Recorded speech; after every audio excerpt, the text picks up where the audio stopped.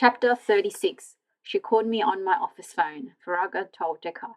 He was with a lawyer named John Granger, white-haired man in his early 70s. Greenberry was filled with semi-retirees in a variety of professions. When was this? Decker asked. It was after I knocked on Dr. Zhao's door, so it must have been around 1:15 or maybe 1:30. Olivia called you at around 1:30. Around that time, yes. Silence. What did she say? She was distraught. She told me that something terrible had happened. I thought it was one of the children. Then she said that she was at Katrina Belford's house. My heart sank. What did you do? I grabbed my keys and sprinted over to her house. I didn't have my car. He shook his head, his eyes far away. She's on medication, you know. Who is? Olivia. What kind of medication? Antipsychotic. She doesn't always take it. She doesn't like how it makes her feel. She forgets. But sometimes I know it's deliberate. Her mother was like that. She ended up in a mental institution. I didn't want to subject Olivia.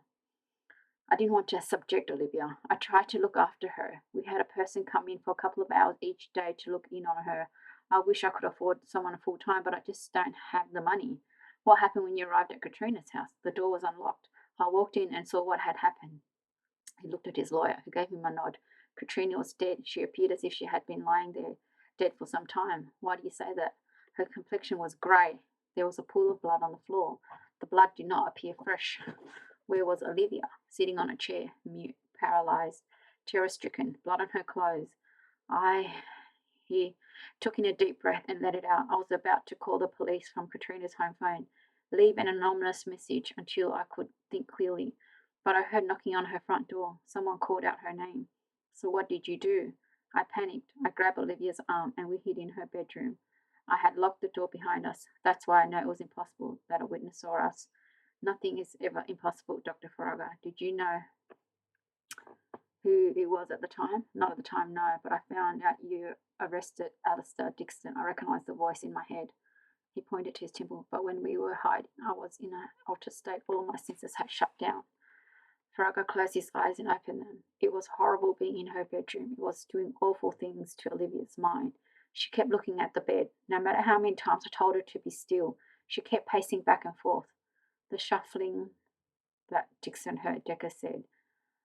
About how long were you in the bedroom? The alarm clock on her nightstand read about 1:50 when we were inside the bedroom, and around 15 minutes later it became quiet. We left the bedroom around 2:30. Alistair was gone. Then what did you do? I drove Olivia home, gave her a sedative and put her to sleep. And then what? Again, Farragut looked at his attorney. Granger whispered to his ear. I went back to Katrina's house. It was almost 3. Why didn't you call the police then? I was not thinking clearly. I had no concept of time or even where I was or what I was doing. I was very confused. So that's going to be his defense. Diminished capacity because he was in an altered state of mind, Decker said.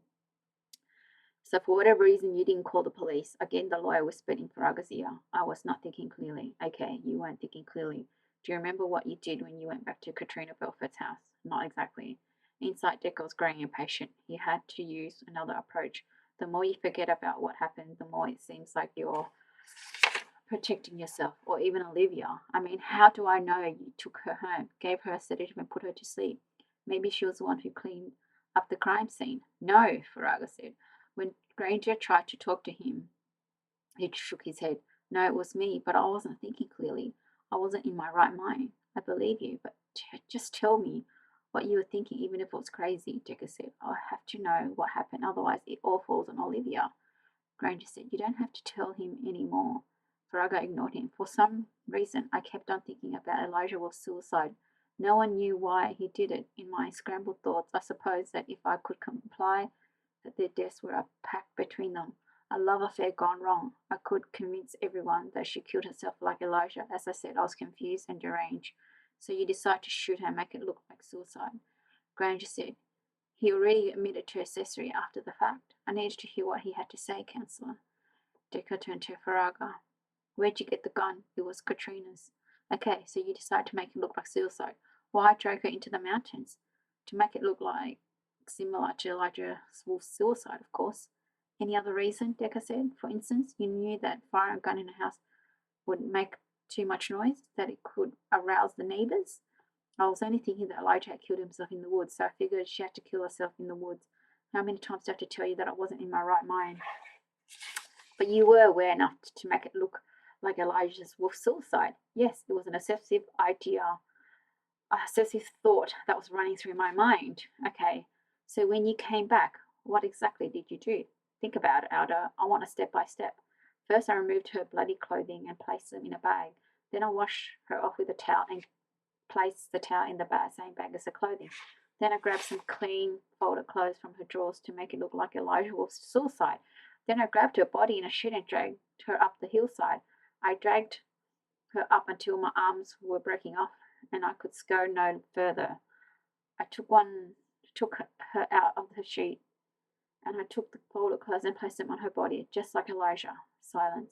And then what did you do? Decker asked. I came back to the house. You left out a few things. Yes, I tried to I tried to I can't even say it. Obliterate my footsteps and the drag marks. I admit that. And I suppose you weren't thinking clearly when you shot her in the back of her head. Virago said nothing. Why don't you tell me in your own words how you shot her? What's to tell? Granger told him. She was already dead. So if she was already dead, why not just leave her in the woods? Why shoot in the back of her head? Virago said, I told you I was trying to make it look like suicide, to tie it to Elijah Wolf's suicide, so she had to shoot herself. Decker said, obviously she couldn't shoot herself. Obviously, Virago admitted. I put the gun in her hand. I pulled the trigger with her finger. Aldo, you didn't shoot her in the temple. That's the obvious place to do it. That's where Elijah shot himself. You, on the other hand, shot her in the back of the head. You shot her in a way to obliterate the injury she sustained when she fell on the corner of the end table. Virago looked down. I wasn't thinking clearly. On the contrary, I say you are thinking very clearly. My client has already given you an answer, Granger said. Please move on. Decker said, when did you type her suicide note? After when I came back to her house. You used the very words she used when she wanted to end your love affair. I used them because they sound like Katrina. I wanted it to be as authentic as possible. Her suicide. Yes, Virago shook his head. It was insane what I did. I was insane. I was crazy. I will admit my part in this charade. But I didn't kill her. You must believe me. Decker's face remained flat. What did you do after you left her body in the woods? I went back to Katrina's house and mopped up the mess with paper towels and threw them in with the bloody clothing. I washed the floor with dishwashing liquid. He wiped his wet eyes. Granger said in his confused mind. Virago felt like he was helping Olivia. Certainly he wasn't helping himself by doing that. Or just maybe he thought he could get away with something. I don't know what I was thinking, Virago said. I don't remember. What time did you leave Katrina's house? Do you remember that? I suppose it was around 5. And you went straight home after that? Yes, his eyes watered. She was already dead. You have to believe me. If she was even the least bit alive, I would have called the ambulance. I loved her. I wasn't ready to end our relationship. I kept telling her I would never leave Olivia, that she didn't have to worry about the affair being too serious. He swallowed hard. She must have tired of me, Decker said. You got to your house around what time again? Maybe 5:30. You walked home or drove home? I had Olivia's car. Okay, you drove home and it was around 5:30. Maybe a little later. It was still dark. What did you do with the clothes you were wearing? I assume you changed your clothes. I did change my clothes. So what did you do with the bloody clothing? I must have put them in the same bag with all the other bloodstained clothes. Where is the bag? I threw it away. Where? I don't remember. When Virago's comments was met with silence, he said, I swear I don't remember. I was completely insane by that time. Aldo, I text found remnants of clothes in your fireplace. That part was true. Probably not enough to use for forensics, but there was definitely bits of clothing that survived even after Virago's cleaned up. Granger said, that means nothing. He burned his clothes in the fireplace, Decker said. That shows intent. If I burnt them, I don't remember, Virago said. All I remember is showering a very long time.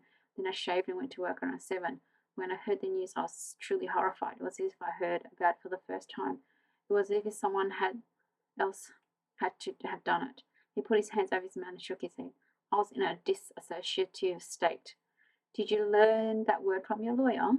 Granger said, you were cooperating with you. No need to get snide. Sometimes you just do it, Virago said.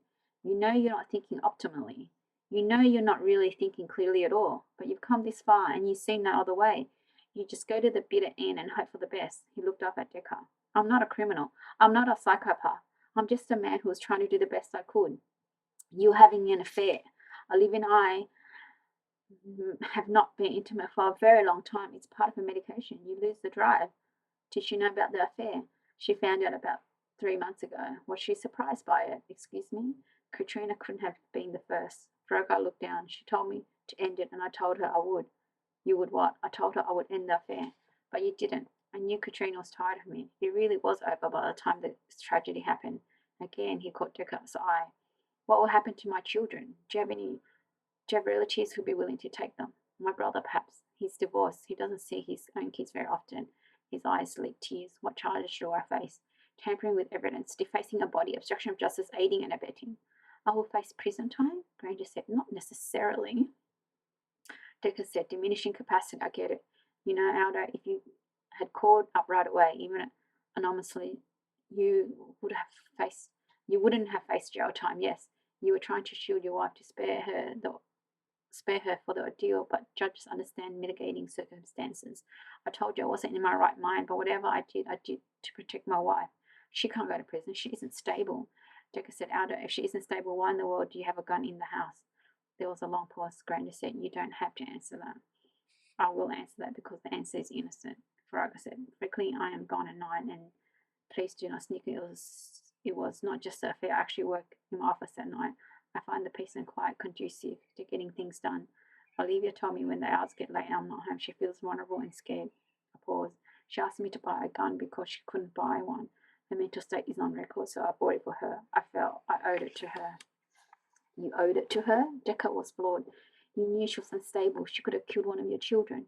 She would never do that. She could have killed you. She could have killed herself. She almost did kill herself, Decker paused. Or maybe that was the ulterior motive. That's a horrible, untributious thing to say.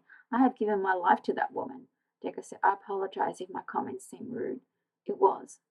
Farraga didn't finish his sentence. That was okay. They both knew the truth. When they heard it, McAdams closed his duffel. His shoulder was still sore, but since it could have been a lot worse, he refused to complain. He hoisted up the bag with his good arm and walked into the hallway where Decker immediately relieved him of it. I can do it, old man. I know, but why should you? Decker smiled. You're used to people doing your bidding anyway. I'm just one of many. That's true. Do I tip you? Don't bother. You've already done your good deed for the month. Her gun wasn't anywhere near you, McAdams said. It was pointed right at me, or at Farraga. It was pointed at both of us. Whether or not she would have hit him or me is another question. I'm glad you acted before we both found out. I wasn't thinking, McAdams said. Not consciously, no, but your subconscious was thinking very well. You were there when it mattered. I'm proud of you, kiddo, and you are the consummate professional. McAdams smiled broadly. Thank you, old man. How about we do Cave Blast next time? How about it if there is no next time? Even better. Rena came in. Here's your lunch. She handed Decker a paper bag. She turned to Tyler. And here's lunch and dinner for you. McAdams took the proffered bag. Thanks. Although I probably won't eat too much. Not good to study on a full stomach. It shunts the blood to the guts instead of the brain, and I'll need every bit of brain power I have. You'll do fine. Yeah, I'm really not worried. Decker said, when do you find out the results? At the end of the next week. I still have the weekend to prepare. I'll be fine. You know, the administration told me that if I need more time to recuperate, I can take the exams a week later. And I told them it was only a grades, that I'll be fine. Besides, you don't know how venal people can be. For all I know, some of my classmates will think I got shot. I shot myself to get more study time. I wouldn't be surprised if a few of them attempted a copycat. Marina laughed. She kissed his cheek. Good luck. Thank you. She turned to Dicker. You know, I really can hire a car. I'm paying chauffeur for the day. Just don't ask me to wear a uniform. I have a little business to do on the way back, so it's no problem. Okay, let's rock and roll. They stepped outside and Decker popped the trunk. After placing McAdams' stuff inside, he slammed the trunk and turned around. Far from the corner of his eye, he saw Malayula obscured by a bush. Gently, he nudged McAdams' good arm. I'll wait inside. Wait. What? Wait a second. But Decker was already gone. McAdams made a face. You can come out of hiding, Malon. She stepped out of the blind swaddle in a white parka, white pants, and white boots. She looked like a snowman. How long have you been waiting there? About half hour. You're allowed to ring the doorbell. I was going to do it, but then you came out. I paused. I heard her lower lip quivered. Are you okay? I'm fine, but thanks for asking. Tears streamed down her cheeks. Really, I'm fine. Stop. His insistence turned the waterworks on full blast. He said, oh, Christ. Come here. She walked towards him, and he embraced her in a big hug. I'm fine. I just care. Thank you. I'm glad you care. She put away. You're going back to Harvard? Yes, I'm still officially enrolled. Her eyes looked at his boots. Okay, so I'll see you maybe. I'm sure I'll see you again before you graduate. But she made no attempt to excuse herself something on her mind. I had a long talk with Dr. Tolbert. I'm taking over Eli's work for my thesis. Tolbert said I could have it. He even said he'll work with me. Eli's research on space junk. She nodded, but still couldn't look him in the eye. Yeah, I have to go to summer school anyway, now that I'm getting 2 degrees, actually, Rosa. By being a butthead, do me a favour. I get to honour Eli by continuing his work. That's lovely, Malin. I'm sure he would have wanted it that way. Maybe, she shrugged. Besides, his ideas were way better than mine. I'll make a much better thesis in both departments. You'll make a much better thesis in both departments. McAdams laughed. No sin is being practical. He gave her a brief smile that she didn't see because she was still looking down. Any plans after summer school and graduation? Actually, yes, she cleared her throat. Eli must have written to Google at one point, telling someone what he was doing. He must have listed Dr. Tolbert as a reference. Dr. Tolbert got a call and referred them to me. She stopped talking. McAdams could see where this was going. You've landed an internship at Google. Actually, a job in the fall. Plotting space junk. Yes, satellites are expensive. No sense launching something if it's going to collide with crap. Obviously, it's what Eli would have wanted to do. Well, let's all this hard work go to waste. Why indeed? He placed a hand on her shoulder and she looked up. Any organization that has you on board is very lucky. Congratulations. Again, her eyes teared up. I can finally visit my sister. I paused. I've never been to the West Coast. The Bay Area is beautiful, the weather is lovely, and it's truly scenic country. All you have to remember is that the ocean is to the west instead of the east. There was an awkward pause. She said, Can I email you? Anytime. Can I text you? Yeah, you can even call me. I like texting better. McAdams laughed. Whatever, Malin. I would like it if we kept in touch. You would? Yes. You're not just saying that? No, let's keep in touch. Another awkward silence. She kissed his lips gently. Thank you for taking me seriously, and thank you for having faith in my ability as a cop. This time he kissed her gently. I need to go now. I'll miss my bus. I thought Dick was taking you out. Yeah, that's right, he is, but I still need to go. Trying to get rid of me. McAdams ignored her. I'll talk to you soon. I'll text you soon. Whatever. She walked away and then turned to him and smiled. It was a radiant grin. Chapter 37. The day was crystal, deep blue skies, cotton ball clouds, and a bright, full sun. Decker pulled down the car's visor to deflect the glares from the acres of snow-covered ground. The afternoon heat of 42 degrees had melted some of the drifts, and that made driving on the rutted road a challenge as the tires ground and stored in mud and slush. He arrived at the farm just as the sun was sinking against the flat white horizon. Ruth Ann opened the door, in her eyes a mixture of surprise and alarm. Detective Decker. I paused. How nice of you to visit. I was in the area, so I decided to pop in. I hope that's okay, of course. She hesitated, but then she caught herself. I'm so sorry. Where are my manners? Do come in. Thank you. He wiped his feet on the mat. Am I interrupting anything important? No, not at all. She stepped aside and wiped her hands on her apron. Is Mrs. Decker with you? Unfortunately, no. Please sit down. How about some coffee? I love a cup of coffee. Ezra's gone to market. He won't be back for a while. Do you need to talk to him? Actually, I'd love to speak to Jacob if he's available. Ruth Ann hesitated. I think he's in the barn. She was fidgety. She probably wasn't used to being alone with a non-relative man in the house. How about if I put on a pot of coffee and then just get Jacob for you? Don't bother. Just point me in the right direction. Well, all right. She licked her lips. Anyway, anything new? Concerning Elijah? Nothing, I'm afraid. How about the death of that teacher? We have someone in custody. I see. She continued to fidget and didn't ask for details. Knowing her faith, Decker said, This won't be a death penalty case, Ruth Ann. It was just one of those unfortunate things that shouldn't have happened.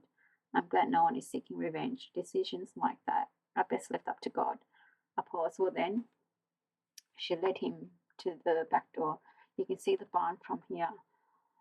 That little peak of red. Yep, it's about 5 minutes walk, but be careful, it's muddy and some ice is still on the ground. Yeah, my car tires have been taking a beating. It was a beautiful day though. It is nice to see the sun, even though we're not even in February. It feels like spring's around the corner. She seemed to be speaking metaphorically, as if she disdained to hope that one day her dark winter might lift. The loss of a child was very sadness. No joy could ever be felt without, and if only. But Ruth Ann was making a valiant effort to keep up her dignity as well as her privacy. She had a family, she had a community, and she had her faith in God. Decker's smart. It's never too early for spring. And bring Jacob back with you. He's been out there for a while. He can use a little throwing out. I'll do that slowly. Decker worked his way through the icy trail. The dust was incredibly quiet, the loudest sound being his breathing. He felt warm air from his lungs and his cold nose, which was probably rosy by now. Stepping carefully, he followed melted footprints that had already carved the pathway. As he approached the structure, he could hear the bleating of the sheep. When he opened the door, he found out the inside the barn was almost as cold as the outside. It reeked of wet hay and sheep dung.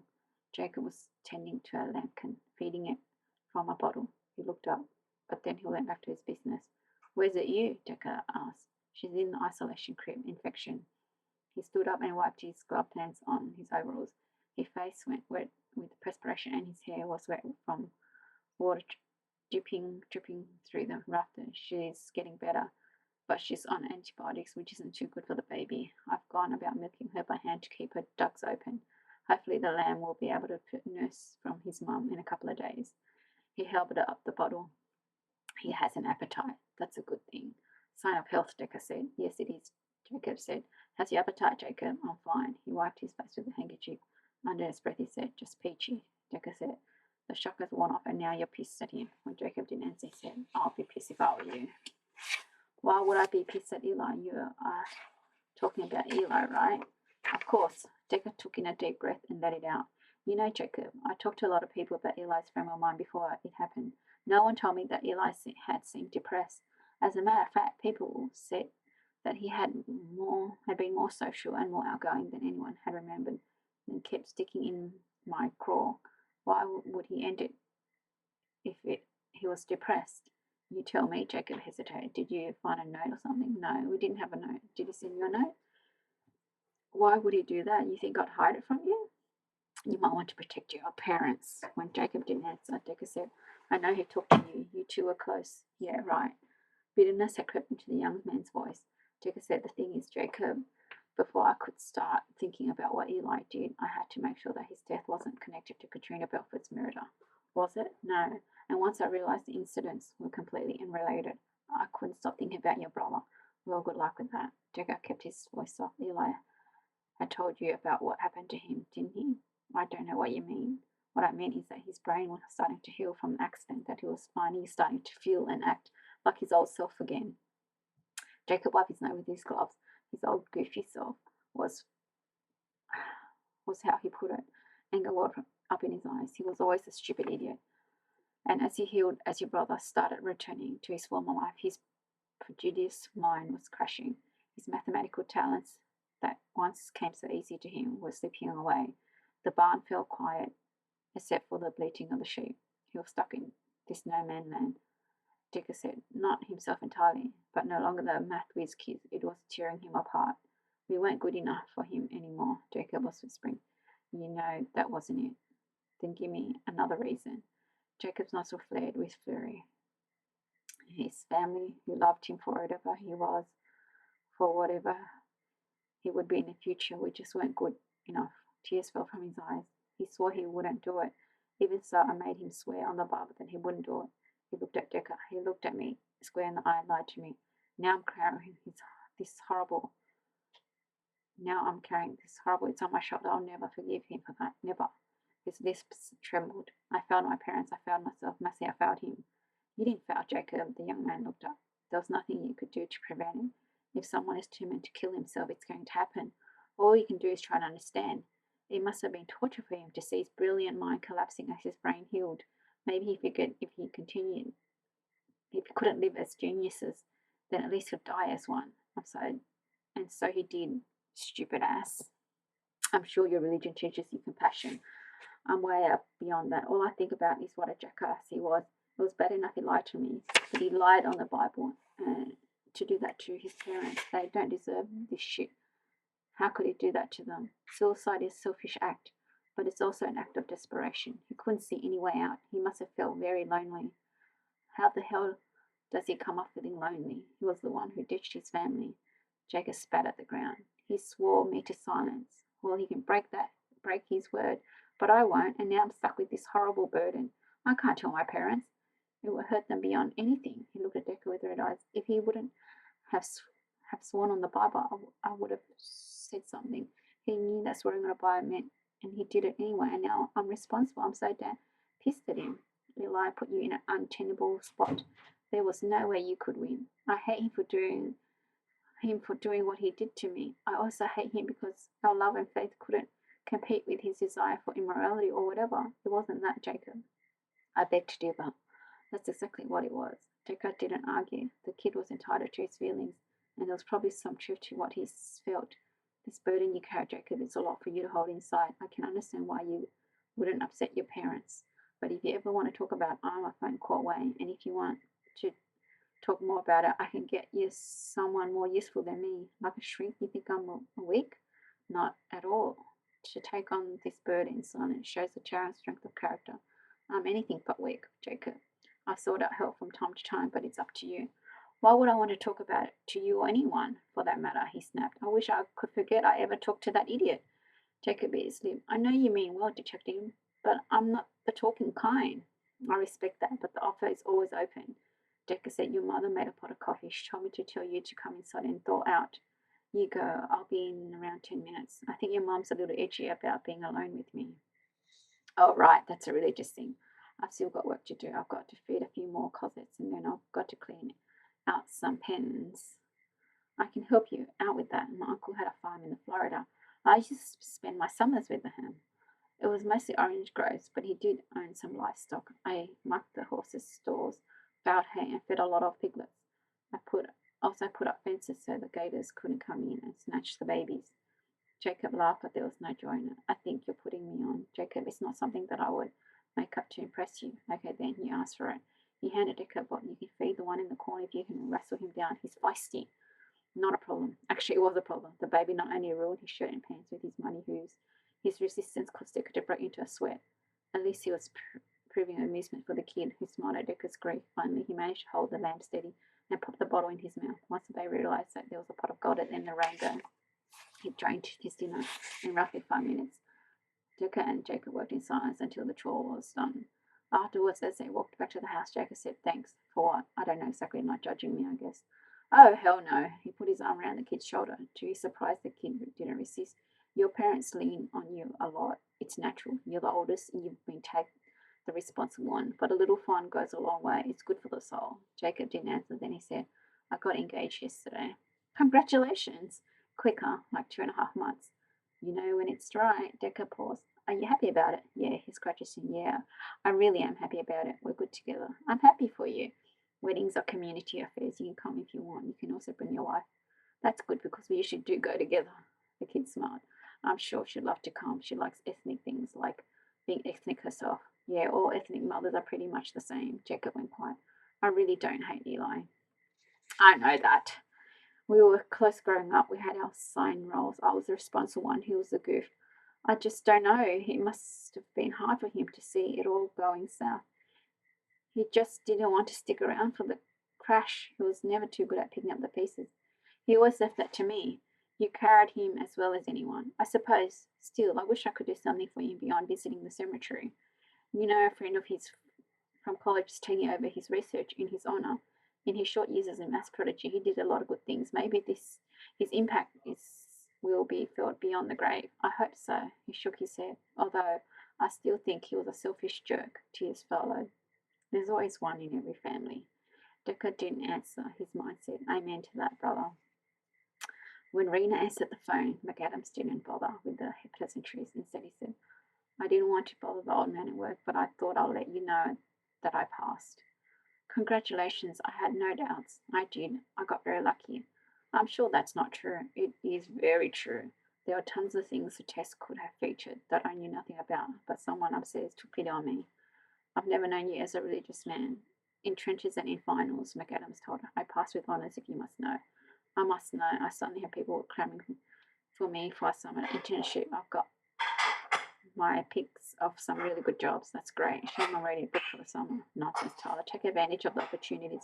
Greenberry area PD will survive without you. Woman, you cut me to the quick. You know what I mean. I do know, and I'm happy to be hot property. Unfortunately, we all know that I'm not a team player, and I really don't like bosses giving me a dog assignments telling me what to do. I'm horrible at corporate structure. I heard those top boss buy you expensive dinners and take you shooting on weekends after working you to death at $3 grand a week. Tyler, at least give it a try. It takes a lot more than a sailor to not tackle to buy me off. My mind is already made up. So why argue? In the meantime, I'm off on vacation. I'm going to work on my tan. My step grandmother has a villa in Rhodes, bought with my grandfather's money, of course. But since Nina is so lovely, I can't begrudge her anything. She says hello, by the way. I'm sure she's extended an invitation to you and the old man. That's so nice. We've made some arrangement next week to visit the children Next time it is, Rena hesitated. Tyler, you really should consider one of those prestigious internships. You may even find it interesting. I doubt it. Poor Serena. I'm independently wealthy, which means I don't even have to work, let alone work under a boss.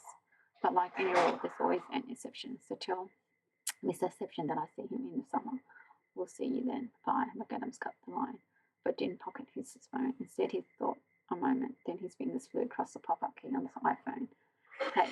A moment later, he heard the beep. He read the text. Hey, how's it going? Good. Eli was really into something. I miss him in my own nerdy way. Have you heard about your exams? I passed. Congrats. Thanks.